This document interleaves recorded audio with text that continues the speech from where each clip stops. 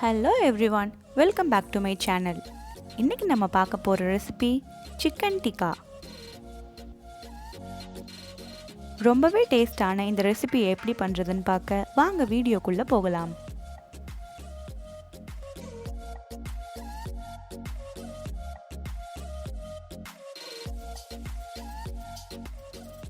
என்னோட channel name Mom and V.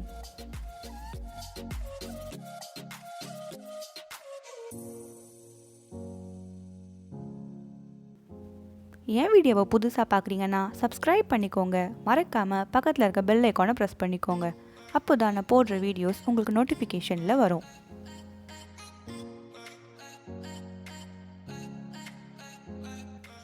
இந்த video உங்களுக்கு பிடிச்சிருந்தா லைக் பண்ணுங்கள், உங்கள் ஃப்ரெண்ட்ஸ் அண்ட் ஃபேமிலிஸ்க்கும் ஷேர் பண்ணுங்கள். தேவையான பொருட்கள் பார்க்கலாம். போன்லெஸ் சிக்கன் 350 கிராம்,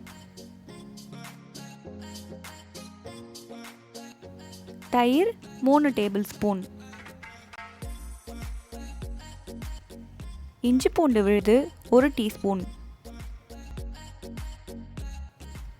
தனி மிளகாய் தூள் 2 டீஸ்பூன், தனியாத்தூள் 2 டீஸ்பூன், கரம் மசாலா 1/2 டீஸ்பூன், மஞ்சள் தூள் 1/4 டீஸ்பூன், கடல் எண்ணெய் 1 டேபிள் ஸ்பூன்,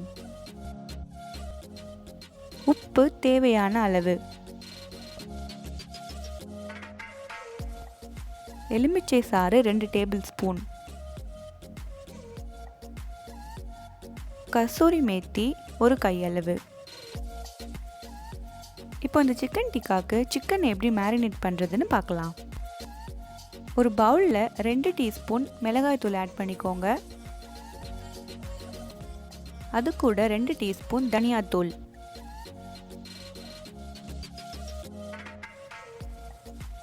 அடுத்து 1/2 டீஸ்பூன் கரம் மசாலா, 1/4 டீஸ்பூன் மஞ்சள் தூள், உப்பு தேவையான அளவு,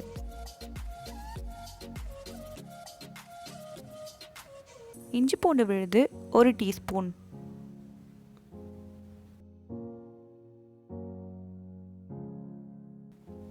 எலுமிச்சை சாறு 2 டேபிள் ஸ்பூன்,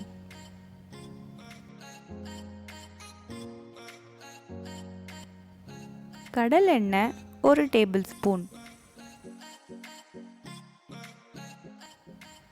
தயிர் 3 டேபிள் ஸ்பூன்,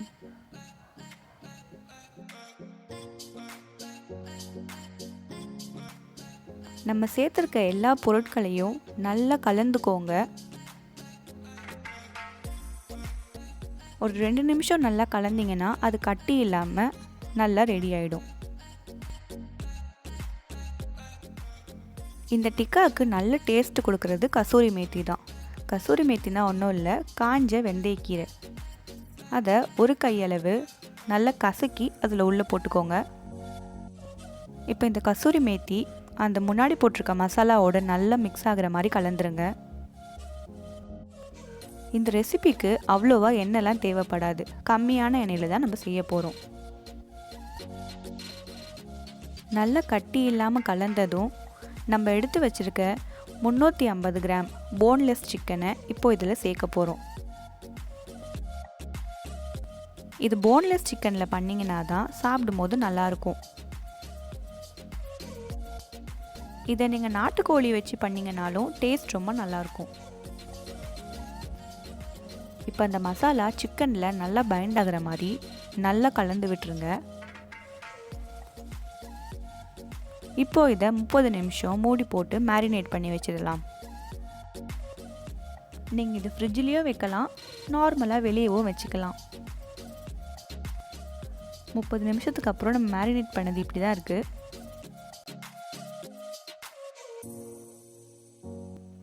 இப்போ இதை ஃப்ரை பண்ணுறதுக்கு ஸ்டவ் ஆன் பண்ணி ஒரு பேன் வச்சுக்கோங்க.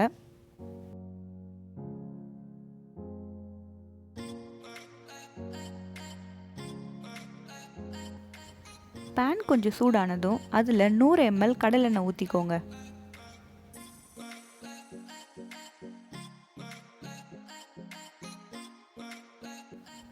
எண்ணெய் கொஞ்சம் சூடானதும் அதில் நம்ம மேரினேட் பண்ணி வச்சுருக்க சிக்கனை ஆட் பண்ணிவிடுங்க. தேவையான பொருட்கள்லாம் டிஸ்கிரிப்ஷனில் கொடுக்குறேன், செக் பண்ணிக்கோங்க.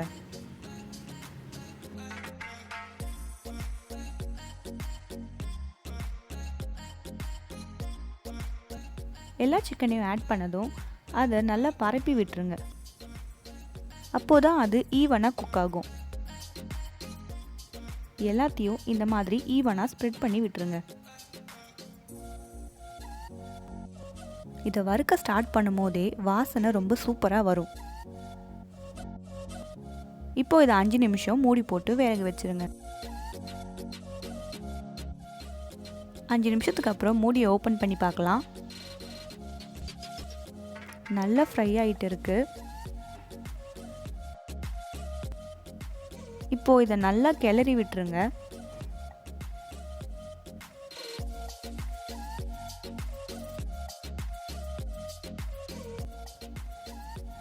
இதை இன்னொரு 5 நிமிஷம் மூடி போட்டு வேக வச்சிடலாம்.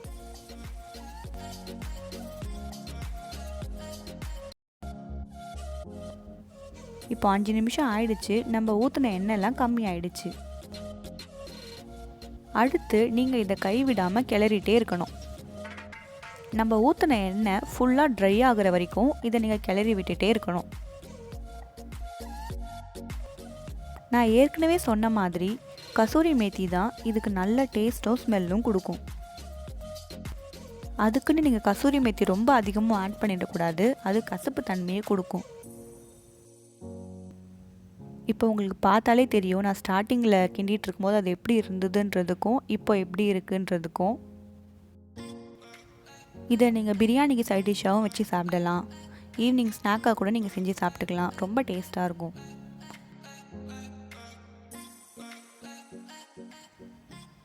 நம்ம செஞ்ச சிக்கன் டிக்கா ரொம்ப சூப்பராக ரெடி ஆயிடுச்சு.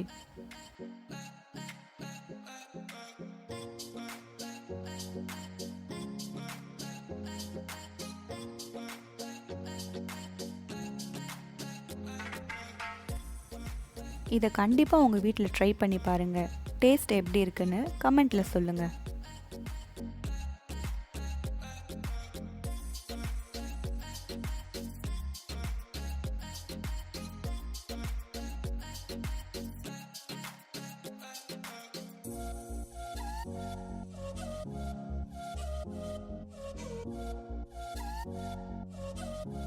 இப்போ இது எப்படி இருக்குன்னு சாப்பிட்டு பார்க்கலாம்.